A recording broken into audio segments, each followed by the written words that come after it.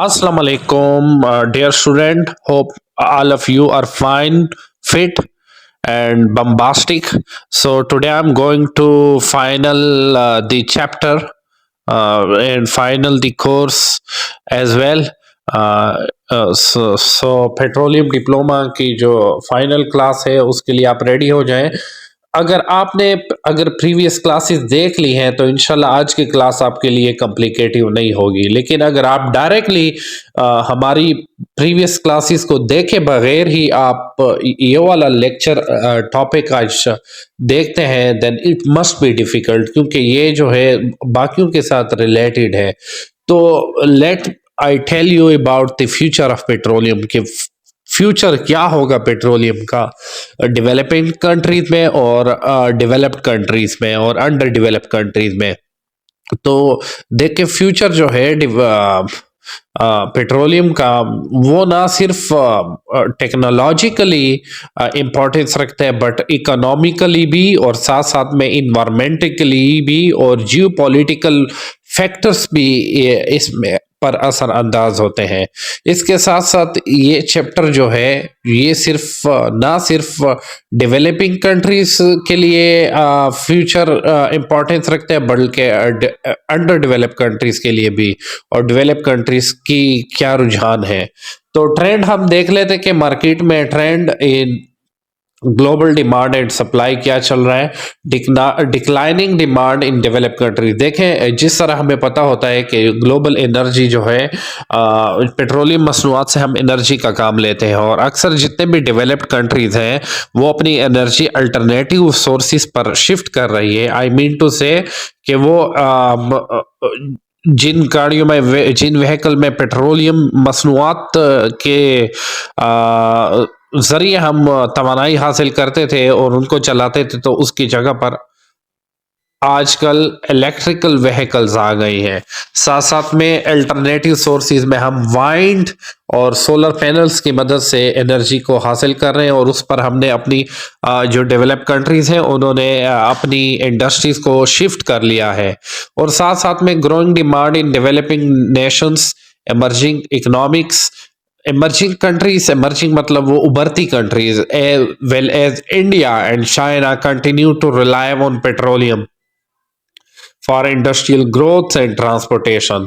तो यहाँ पर हमें हैरानी नहीं होगी कि जितनी तरक्की इंडिया कर रहा है इंडस्ट्रियल सेक्टर्स में, टेक्सटाइल सेक्टर्स में, तो उनको और चाइना तो किसी तारीफ के काबिल लायक ही नहीं है। एवरीवन नोस कि वो कितनी तरक्की कर रहा है इंडस्ट्रियल सेक्टर में और अपनी ग्रोथ को इम्प्रूव करने में और ट्रांसपोर्टेशन में, इंफ्रास्ट्रक्चर डेवलपमेंट में। और ये रीजन जो है इनको बहुत शदीद पेट्रोलियम की ज़रूरत होती है, क्रूड ऑयल की ज़रूरत होती है, ताकि वो अपने मुख्तलिफ प्रोडक्ट्स की चेन एंड सप्लाई को कंट्रोल कर सकें। Similarly uncertainty in supply.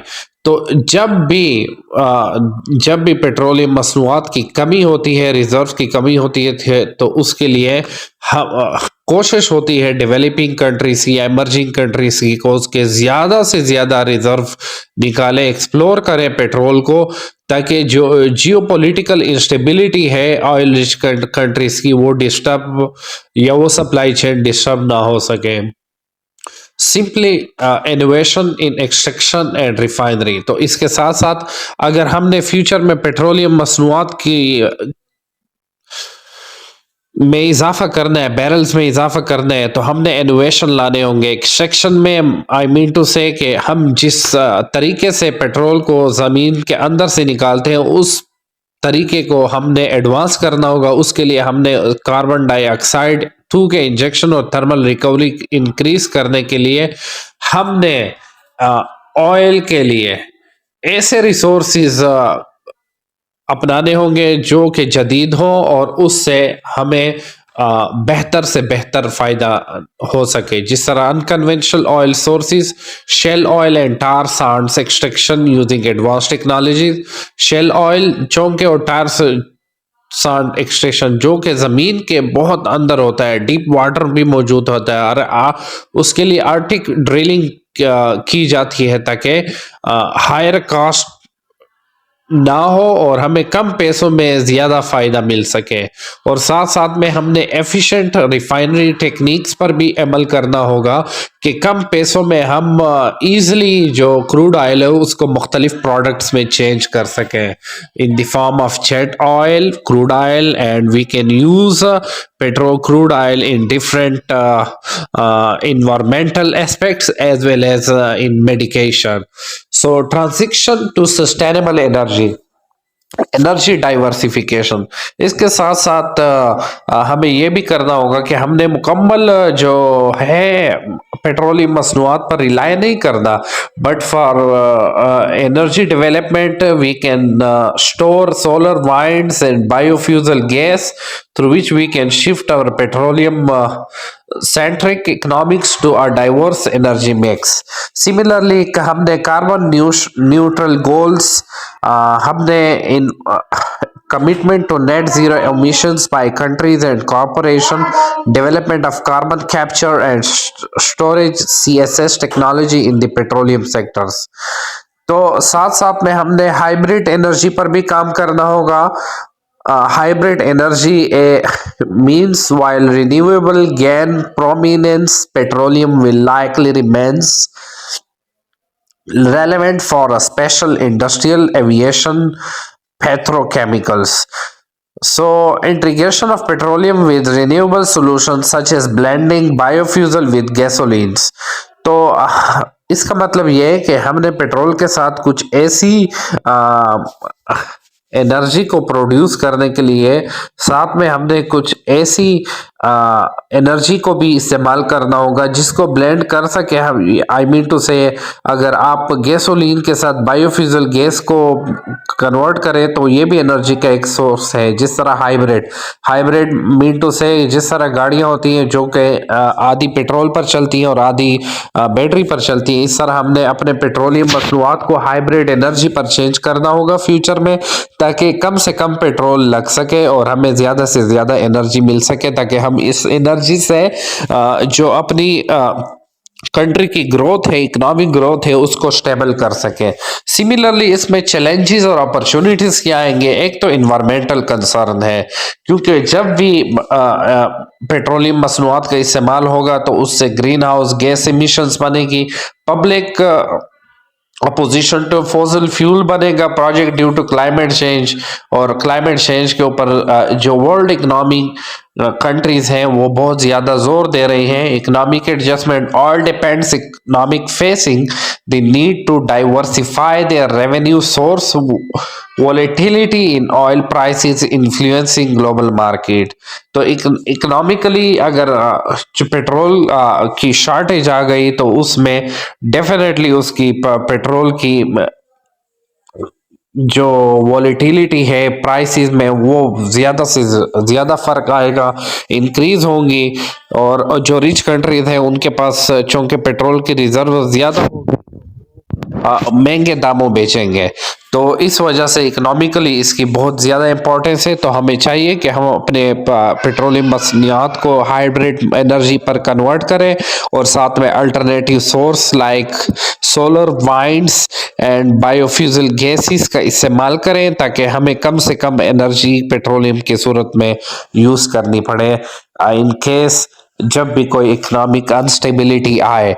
So technological opportunity, advancement in hydrogen fuel production using petroleum byproduct, using of petroleum in developing advanced metals.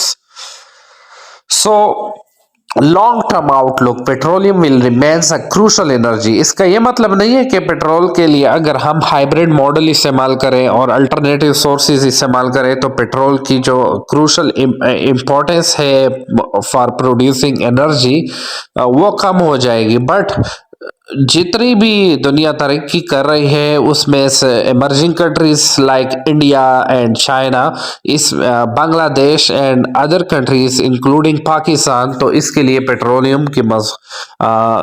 Petroleum बहुत ज़्यादा इम्पोर्टेंट है, क्योंकि industries without petroleum it can not be process and cannot work. So, focusing on cleaner technology and adapting to changing consumer and policy demand, collaboration between government, companies, and scientific is essential for balanced energy transition. The future of petroleum lies in managing a gradual transition where its role as a dominant energy source shift towards niche applications in a world increasingly powered by sustainable alternatives. So future में petroleum की जो ज़रूरत है उसको हम देखते हुए कोशिश करेंगे कि हम अब पेट्रोलियम को हाइब्रिड एनर्जी पर लेकर आए और उसके अल्टरनेटिव सोर्स लेकर आए। लेकिन जैसा कि मैंने आपको बताया कि फॉर सस्टेनेबल डेवलपमेंट और economic growth and financial growth petrol की अहमियत हम नहीं भूल सकते। सो आई होप आज के लेक्चर को आपने एंजॉय किया होगा और कोशिश करता हूँ कि मैं अपने लेक्चर्स ऐसे दूं कि सबको समझ आए और सब अच्छे अंदाज से सीख सकें। और काइंडली आप लोगों से रिक्वेस्ट है कि at the end of the class comment box में नेम एंड फादर नेम के साथ अटेंडेंस लगाएं और साथ में वीडियो को लाइक और शेयर करना ना भूलिए और अपने दोस्तों फ्रेंड्स वगैरह के साथ with sir Yahya Khan my YouTube channel को ज़रूर लाइक करवाने में मेरी हेल्प कीजिए। शुक्रिया।